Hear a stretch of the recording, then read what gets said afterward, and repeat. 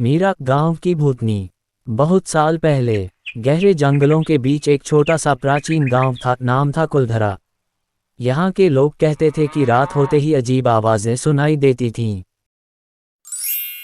एक दिन राहुल नाम का लड़का, जो शहर से छुट्टियां मनाने अपने नाना के घर आया था, गांव में अकेला घूम रहा था।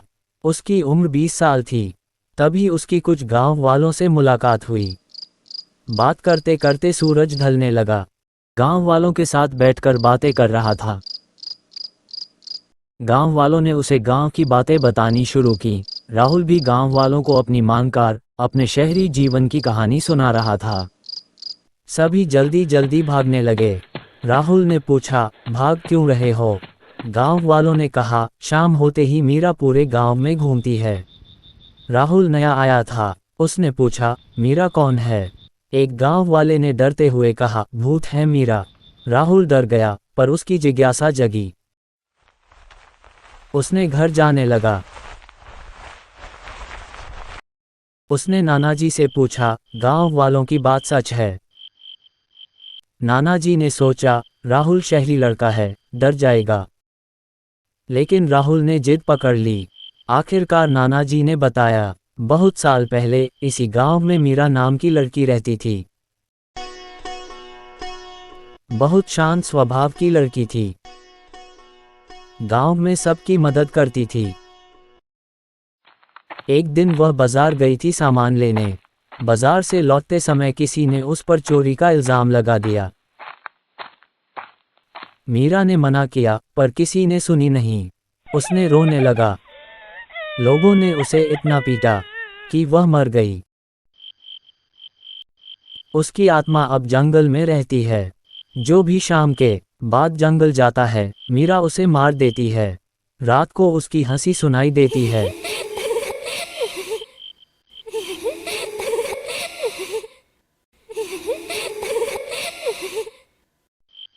राहुल ने पूछा, आपने मीरा को देखा था? नानाजी बोले, नहीं, मैं कभी जंगल नहीं गया। राहुल को विश्वास नहीं हुआ। एक रात वह चुपके से जंगल चला गया। रास्ते में एक गांव वाले ने रोका, वहां मत जाओ। पर राहुल नहीं माना। जंगल में पहुंचते ही उसे किसी के रोने की आवाज सुनाई दी, बचाओ, मुझे बचाओ।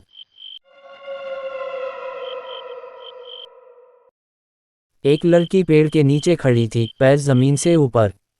आंखों से खून बह रहा था, जो एक सफेद रंग की साड़ी में लिपटी हुई थी। राहुल ये देखते ही जमीन पर गिर गया। राहुल भागा, जोर से भागा, पर वह आत्मा हर जगह उसके सामने आ जाती। भागते भागते ज्यादा जंगल में घुस गया। उसने अचानक एक कब्र देखी। उस कब्र के पास जाकर खड़ा हो गया। उस कब्र के ऊपर मीरा का नाम लिखा हुआ था, जिसे झूठे इल्जाम में मार दिया गया। राहुल की सांसें थम गईं। वह बेहोश हो गया।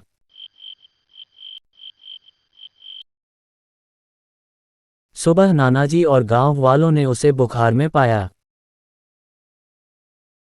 उसे घर ले आया गया।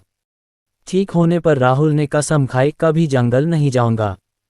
कहते हैं, आज भी रात को मीरा का रोना सुनाई देता है, और जो सुन लेता है वह कभी लौटकर नहीं आता।